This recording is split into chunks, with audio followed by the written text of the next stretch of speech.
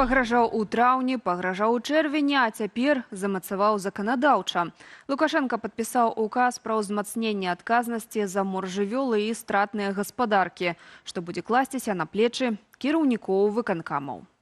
Не справіўся, не будзе прэміі за інтэнсіўнасць працы, справіўся налічаць дадатковую. Пра новыя стымулы ў вырашэнні старых праблемаў Юлія Цяльпук. Адказнасць за найслабейшыя сельскагаспадарчыя арганізацыі легла на плечы 118 асобаў кіраўнікоў райвыканкамаў Беларусі. Указам Лукашэнкі нумар 290 за старшынями раёнаў штогод будуць замацоўваць па адной найбольш стратнай гаспадарцы у прадукцыі, таварах, паслугах і жывёлагадоўлі. Напрыклад, паморак карова ў за год мае знізіцца на 5%. Калі ж адказны не справіцца, пры невыкананні замацаваных арганізацыямі любога з паказнікаў старшыням райвыканкамаў даплата за складанасць, напружанасць і інтэнсіўнасць працы не выплачваецца. Пры выкананні паказнікаў старшыням райвыканкамаў налічваецца штомесячная прэмія памерам 30% іхніх разліковых службовых акладаў. Санкцыі не толькі грашовыя. Напрыклад, калі кіраўнік Смалявіцкага раёну Мікалай Парамонаў не палепшыць паказнікаў навязанага яму ў будучыні саўгасу, то кіраўнік Менскага аблвыканкаму Алексей Кушнаренко перавядзе яго на пасаду кіраўніка той стратнай организации.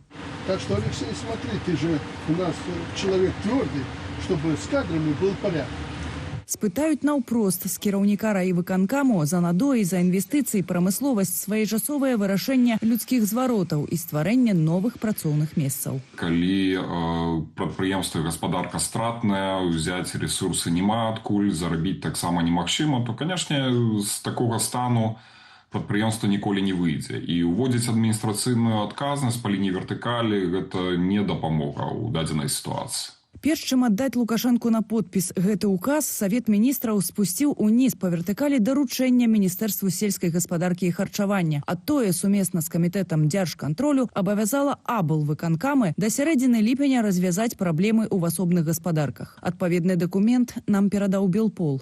У студзені-траўні 2025 года знізілася колькасць пагалоўя быдла на 94 300 галоў. Гэта 97,7% ад адпаведнага леташняга перыяду. Зніжэнне дапушчанае ва ўсіх абласцях. На 75 іх жывёлагадоўчых аб'ектах тэрыторыя цалкам неагароджаная, на 50 часткова неагароджаная, што не замінае пранікненню на тэрыторыю фермаў дзікай і бадзяжнай жывёлы. На палове аб'ектаў кантралёры выявілі грубыя парушэнні ветэрынарных правілаў і тэхналагічнага рэгламенту, што да лекавання і кармлення жывёлы не пад стілу. Мінсельгасхарч прапануе шукаць вінаватых і закрываць дзіркі. Яны будуць шукаць гэтыя грошы, тым самым паслабляючы прадпрыемствы, якія працуюць з прыбыткам. Іншых варыянтаў няма, бо пра нейкія субсыды і датацыі з бюджэта размова не вядзецца, грошай і так не хапае. У выніку, дадае суразмоўца, замест рэальных зменаў падтасоўка статыстыкі і рапартавання пра паляпшэнне сітуацыі. Новы ўказ абавязаў аблвыканкамы штомесяц правяраць поспехі калегаў у райцэнтрах. Юлія Цяльпук, Белсат. Брэнд упрыгожання ў беларускі край абвясцілі экстрэмісцкім фармаваннем. Пра гэта праект паведаміў у сваім інстаграме. Не працуе інтэрнэт-крама брэнду, а на галоўнай старонцы размешчанае паведамленне з папярэджаннем. Паводле ж праваабарончага цэнтру «Вясна» брэнду пакуль няма ў так званым рэспубліканскім спісе экстрэмісцкіх фармаванняў. Беларускі край стварыла дызайнерка Саша Куркова, якая пасля пратэстаў 2020-го пераехала з Менску ў Грузію. Брэнд упрыгожвання шырока вядомы як за межамі, так і ўнутры краіны. Бадай самы папулярны выраб – Беларусь са слязой. Адно з упрыгожванняў – кулон з надпісам «Каханне» нават скапіявала кампанія «Зіко».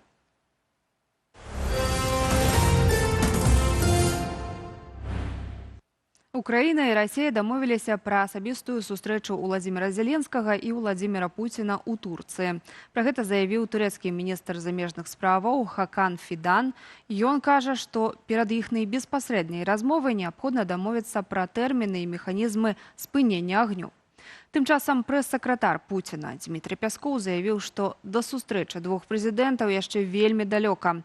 Пра іншыя падзеі ў свеце Руслан Ігнатовіч.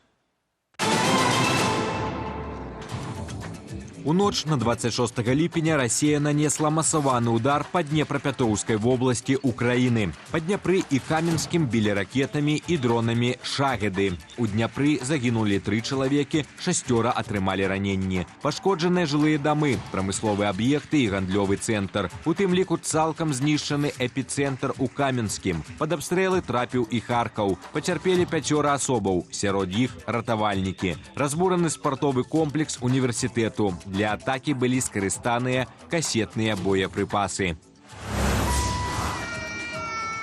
Катастрафічны голад у Газе. Відэа з гэтым паўтарагадовым дзіцём абляцела ўвесь свет. Ад стому ён не можа стаяць на нагах і нават сядзець. Мы не можам здабыць дзіцячую сумесь, бо цэны занадта вялікія. Я хаджу з адной больніцы ў другую, спрабуючы дастаць яму сумесь, але амаль нічога не магу знайсці. Генеральны сакратар ААН Антоніо Гутэрыш назваў сітуацыю маральным крызісам, што выпрабоўвае сумленне чалавецтва. З самага пачатку я неаднойчы асуджаў жахлівыя тэракты 7 кастрычніка, учыненыя Хамасам. Але нішто не можа апраўдаць выбух смерцяў і разбурэнняў з таго часу. Маштаб і размах перасягаюць усё, што мы апошнім часам бачылі.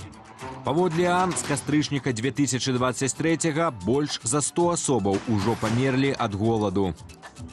Сітуацыя сапраўды катастрафічная. Голад і харчовая небяспека сталі невыноснымі. Што да лічбаў, у Газе каля 2 мільёнаў жыхароў. Больш за 90% насельніцтва сутыкаецца з сур'ёзнымі праблемамі харчавання. Паводле міжнароднай класіфікацыі харчовай бяспекі больш за 93% жыхароў цяпер на 3-5 стадыях. Гэта крызіс, надзвычайная сітуацыя ці катастрофа. Паводле ААН каля 90 тысяч жанчын і дзяцей ужо маюць патрэбу ў лячэнні ад вострага недаядання. Гэта амаль 5% насельніцтва.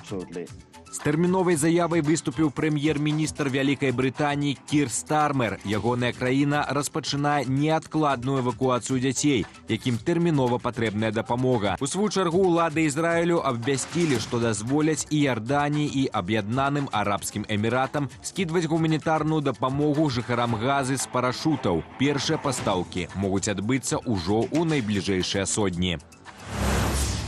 Прэзідэнт ЗША Дональд Трамп выправіўся з 5-дзённым візітам у Шатландыю, дзе наведае 2 свае маёнткі. Нягледзячы на прыватны характар паездкі, падчас яе запланаваныя сустрэчы амерыканскага прэзідэнта з прэм'ер-міністрам Вялікай Брытаніі Кірам Стармерам ды кіраўніцаю Еўракамісіі Урзуляй фон дер Ляйен. Акурат з апошняй Трамп мае абмеркаваць 30% мыты на еўрапейскія тавары, якія ён плануе ўвесці з 1 жніўня. Аднак напярэдадні адлёту у Шатландыю амерыканскі прэзідэнт заявіў пра высокую імавернасць гандлёвага пагаднення, каб пазбегчы мытаў.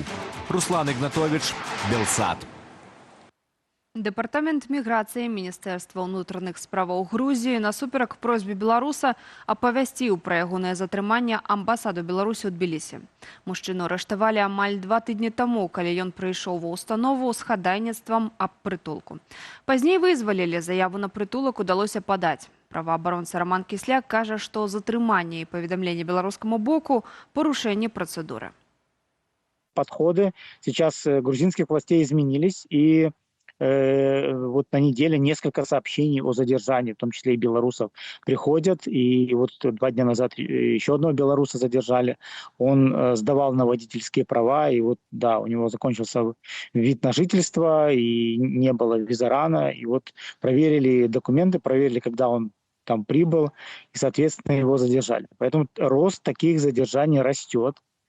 Если раньше это была такая вольница, люди жили нелегально годами, и все на это смотрели, грузинские власти, сквозь пальцы, то сейчас эта ситуация меняется, задерживают, так как это требует законодательства. При любом контакте с полицией или другими органами власти, в общем-то, проверяются документы, проверяется, легально ли человек находится. Если нет, тогда его задерживают и помещают в изолятор для мигрантов. Белсату стала вядома пра самагубства беларуса ў Гданьску. Пра трагедыю, што адбылася ў ноч на пятніцу, журналістам нашага сайту распавёў сябар загінулага. Ён паведаміў, што хлопец служыў у палку пагоня, апошні год жыў у Гданьску, меў праблемы з псіхікай, перажываў дэпрэсію. Самагубству папярэднічала здарэнне, падчас якога, са словаў сябра, былы ваяр амаль сотні катаваў яго. Падрабязнасці трагічнай гісторыі чытайце на нашай інтэрнэт-старонцы.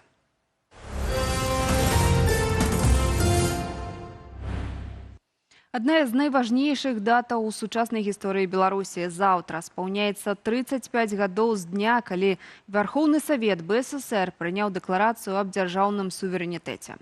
27 ліпеня было нашым днём незалежнасці 5 гадоў, да рэферэндуму 1996-га. Згадаем, як прымалі дэкларацыю, якое значэнне яна мела і чаму Лукашенка зрабіў усё, каб змяніць гэтую дату.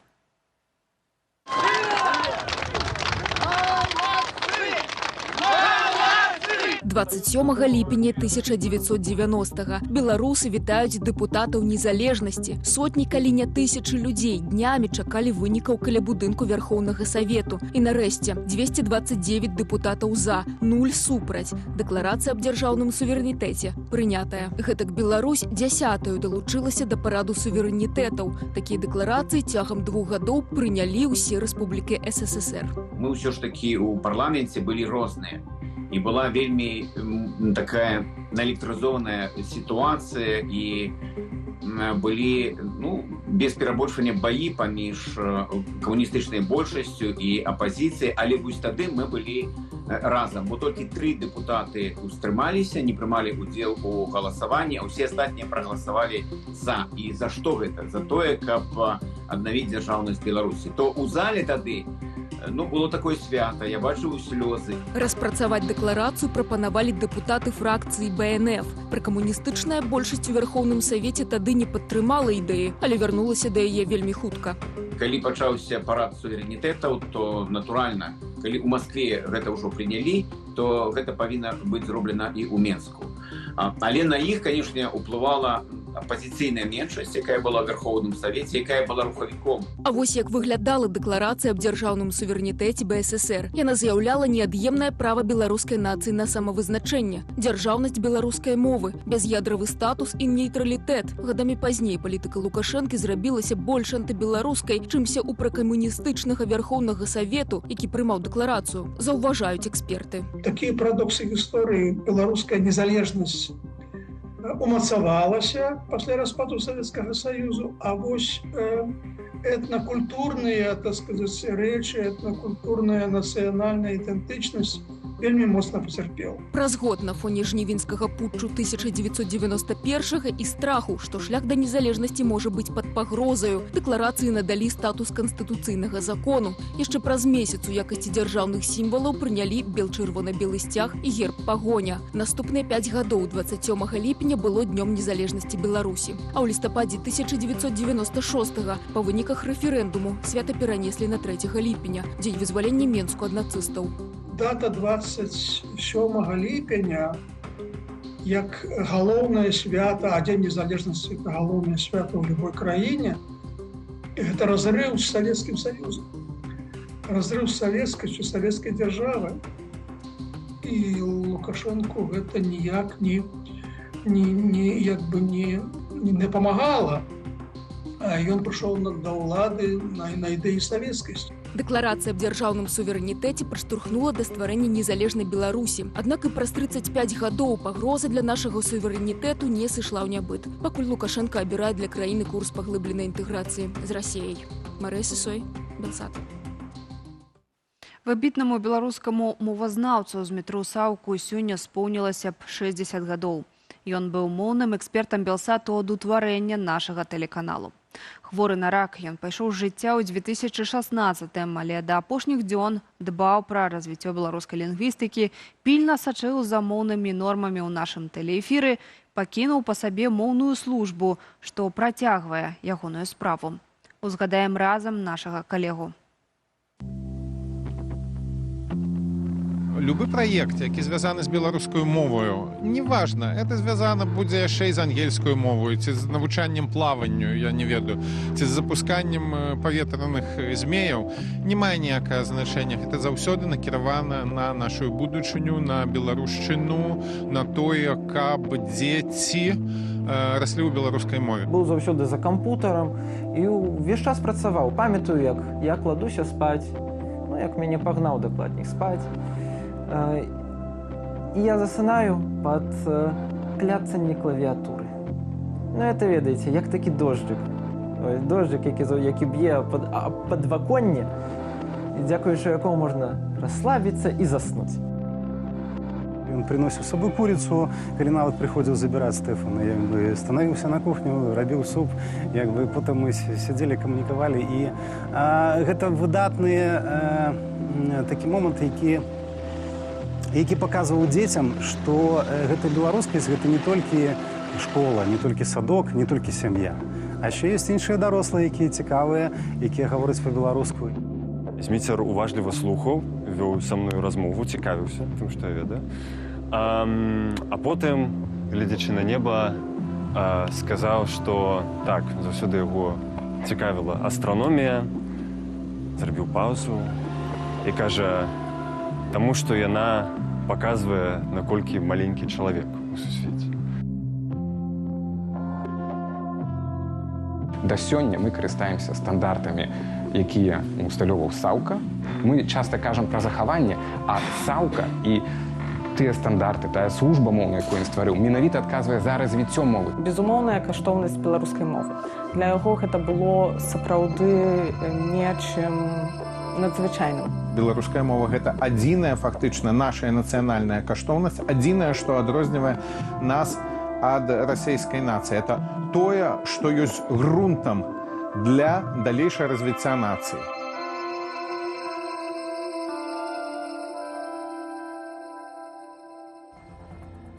Нельга не пагадзіцца і светлая памяць Змітру Саўку. У аб'ектыве на сёння ўсё, больш навінаў у нашым тэлеграм-канале, на які вы можете перайсці праз QR-код на вашых экранах. Вечаровы эфір працягне Белсат онлайн. Запрашаю.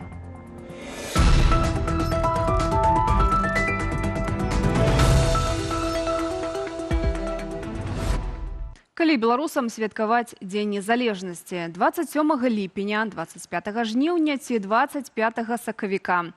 Аргументы за і супраць гучалі на круглым стале з арганізаваным Беларускім інстытутам публічнай гісторыі. Падрабязнасці ў матэрыяле Ганны Ганчар на нашай старонцы ў інтэрнэце. Журналіст Юрый Дракахруст выступае за 27 ліпеня, дзень прыняцця дэкларацыі аб суверэнітэце БССР у 1990 годзе. Ён лічыць гэтую дату кансэнсуснай і надае ёй сімвалічную вагу. У гэтым выбары даты для святкавання незалежнасці яго падтрымлівае юрыстка Кацярына Дайкала. А вось палітолог Валер Карбалевіч мяркуе, што 25 сакавіка, дзень волі, мае глыбейшае гістарычнае значэнне і ёсць альтэрнатываю савецкай традыцыі. Да такой жа думкі схіляецца і Андрэй Казакевіч. 25 сакавіка ён лічыць першым усвядомленым актам абвяшчэння незалежнасці, а 27 ліпеня называе фармальнаю рэакцыяй на падзеі ў СССР. Але што рабіць з 3 ліпеня, праўладным днём незалежнасці, які святкуюць з 1996 года. У будучым гэтая дата можа стацца днём вызвалення або днём сталіцы. Зрэшты, як мяркуюць эксперты, выбар, калі адзначаць незалежнасць, мусіць адбыцца праз шырокае грамадскае абмеркаванне або рэферэндум. Александр Лукашенко падпісаў указ, згодна з якім у калегію КДБ увялі намесніка дзяржаўнага сакратара Савету бяспекі. Алесь Новаборскі у артыкуле на інтэрнэт-старонцы Белсату паспрабаваў разабрацца, чаму змацняюць кантроль над адной з асноўных сілавых структураў. Асоба намесніка дзяржаўнага сакратара Савету бяспекі, які ўвайшоў у склад калегіі КДБ, дакладна невядомая. Але, як зазначае глядальнік радыё «Свабода» Валер Карбалевіч, гэта і не галоўнае. Эксперт упэўнены, што гаворка пра перакрыжаваны кантроль. Прызначаны чалавек будзе падпарадкоўвацца Савету бяспекі і наглядаць за працаю КДБ. У Беларусі ёсць два саветы бяспекі, адзін палітычны орган, другі тэхнічны, якім цяпер кіруе Александр Вальфовіч. У калегію КДБ увайшоў намеснік менавіта гэтага тэхнічнага савету. Канфлікты ведомстваў толькі на руку Лукашэнку. Для вырашэння праблемаў яны ідуць да каго? Хто галоўны арбітр? Хто галоўны суддзя? Гэта сам Лукашенко. Ён будзе вырашаць, хто вінаваты, хто мае рацыю, хто не. Для яго гэтая сітуацыя добрая. Дрэнная, калі сілавікі пачнуць аб'ядноўвацца, пачнуць групавацца. Больш разважанняў эксперта наконт новаўвядзення для падстрахоўкі чытайце ў матэрыяле «Не дапусціць змоваў сілавых структураў». П'яны жыхар сталіцы выправіўся разбіваць камеру відэаназірання на ўваходзе ў пад'езд. Каб замаскавацца, ён нацягнуў на галаву майткі, закрыў рукі ручніком, а на ногі надзеў пластыкавыя пакеты. Пры гэтым адразу дацягнуцца да камеры мужчына не здолеў. Давялося хадзіць пад табурэтку. Цяпер на Менчука завялі крымінальную справу. Глядзіце відэа з тэлеграм-каналу Белсату.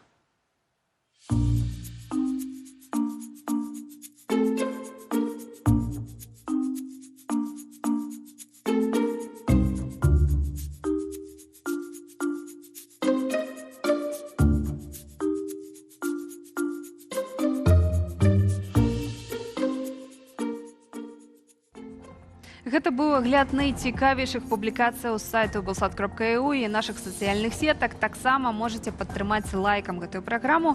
Як зрабіць гэта бяспечна, глядзіце ў інструкцыі пад YouTube-трансляцыяй. Добрага вечара.